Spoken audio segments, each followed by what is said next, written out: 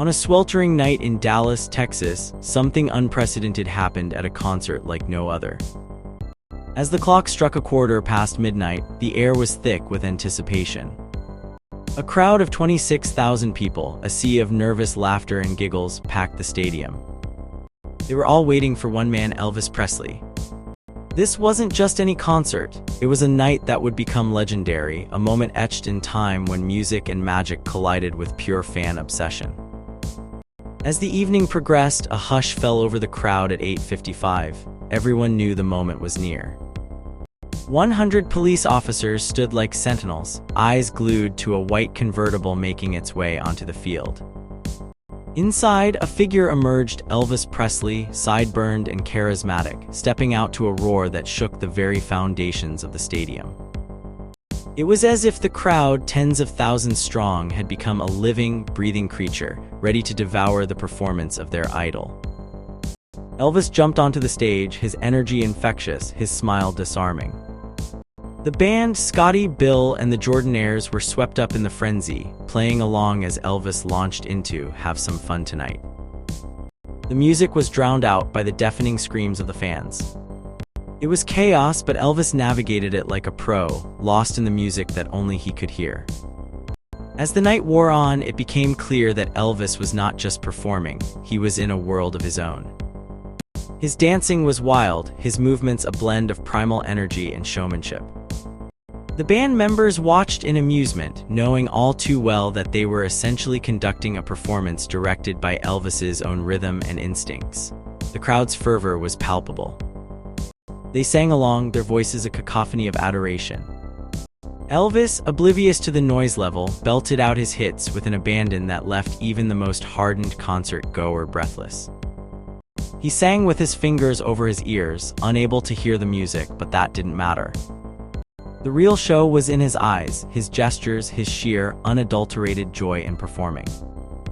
After a thrilling 35 minutes, Elvis left the stage, disappearing into the night as quickly as he had appeared. The crowd gasped a collective no, escaping their lips. Could it really be over? But it was. Elvis and his friend Nick Adams retreated to their hotel, leaving behind a city in stunned awe. The next day, Dallas buzzed with the news. Fans were frantic, searching for any glimpse of Elvis. The police, too, were on high alert, trying to keep up with the deluge of requests and rumors. But Elvis had vanished like a ghost, leaving behind only whispers and the echoes of his music. As the sun dipped below the horizon, a different kind of drama unfolded. A Dallas lawyer, intent on impressing a date, bribed hotel workers to reveal Elvis's whereabouts. It was a clandestine operation, a game of hide and seek in a city that couldn't get enough of the rock and roll king. Elvis, sensing the commotion, greeted the couple with a kiss that left the would-be paparazzo dazed. It was a moment of raw, unguarded connection amidst the chaos. Little did the city know, this was just the beginning of Elvis's legendary night, a night that would blur the lines between star and myth. As the sun set on Dallas, the city held its breath, waiting for Elvis to reappear. Little did they know, the real adventure was only just beginning. Elvis Presley was not just a performer, he was a phenomenon, a force that could stop a city in its tracks, and that night, he proved it once again. Elvis Presley, the young singer everyone was talking about, was having a wild ride. In 1955, he was just starting to become famous, but by 1956, he was a huge deal. In June of that year, he was supposed to perform at a big show in Fort Worth, Texas, but things kept changing. At first, he was going to be there in November or December, but then it seemed like it might be pushed back to early 1957. Later, it looked like he wouldn't be there until after March. This made fans very sad because they loved him so much. Kenneth Moore, who worked at the place where Elvis was supposed to perform, tried to change things. He went to meet Elvis and his manager in Shreveport, hoping to set a better date. Elvis was going to be on TV and then start a new movie soon. If everything went right, maybe he could come to Fort Worth in the spring, but things were not looking good. Back in 1955, Elvis wasn't as famous as he would become. In June, he was just one of many singers at a show. The next year, in January, he came back and stole the show from another singer named Hank Snow. People loved him more and more each time he performed. By April, when he came back again, his fans went wild. Other people didn't like him as much, but young people saw him as a hero. Life was changing fast for Elvis. In October 1956, things took a fun turn when he went shopping with his friend Eddie Faddle in Dallas. They went to an Army-Navy store to buy some clothes. Elvis picked out some pants which were too big, and they agreed to get them fixed later. While they ate chili at a nearby cafe, a reporter came over to take pictures. Elvis was okay with this, as long as it didn't stop him from eating. But soon, the cafe was packed with people curious to see the famous rock and roll singer, just like they would an animal in a zoo. This shows how quickly Elvis's fame grew.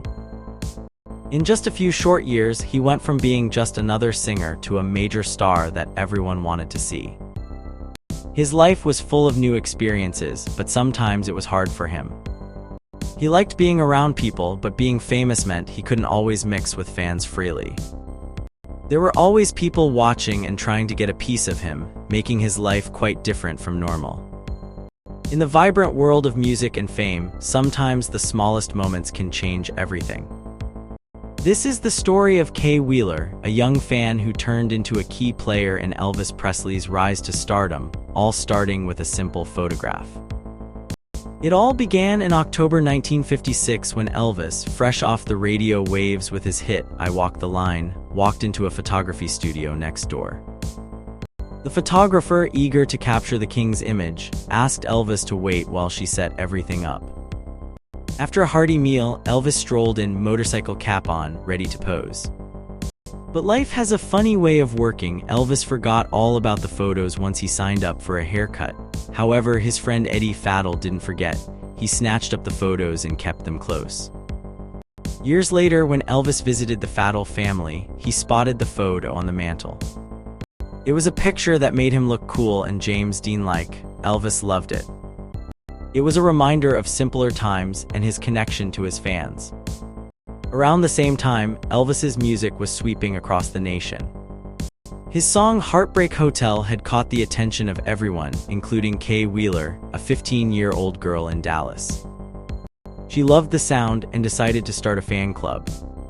Kay was determined and worked hard to make her club the best. She sent out pink stationery ads and even got Elvis's manager, Bob Neal, to send over photos. Kay's fan club began to grow, and she used her newfound influence to get closer to Elvis. She convinced a radio DJ to play Elvis's new song nonstop. The DJ, amused and impressed, gave the fan club some free publicity. Soon, Kay was receiving thousands of letters from fans, all thanks to her pink stationery and relentless spirit. Elvis's manager, Colonel Tom Parker, took notice of Kay's fan club and invited her to meet Elvis during a show in San Antonio. Kay was thrilled. Meeting Elvis was like meeting a celebrity from a movie. The Colonel provided special passes, and Kay got to enter Elvis's dressing room. It was like stepping into a dream world filled with fans and stars. As Elvis's fame grew, so did Kay's role in his life. She got to attend more shows and even got Elvis's family to join her at the Dallas Cotton Bowl, but not everything was as glamorous as it seemed.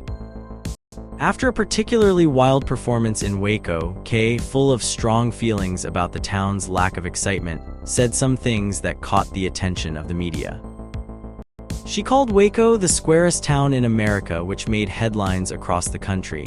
The Colonel was not happy. He feared it might hurt Elvis's image, but the public found Kay's honesty refreshing. Her words about Waco brought her more fame, if only for a short while. Through it all, Kay remained a loyal fan. Her story shows how a simple fan can become part of a star's journey. From a photograph taken by chance to becoming a key figure in Elvis's world, Kay Wheeler's tale is a reminder that sometimes being passionate and persistent can lead to amazing things. And for Elvis, that photograph became a cherished memory, a piece of his past that he held dear, reminding him of where he came from and the fans who believed in him.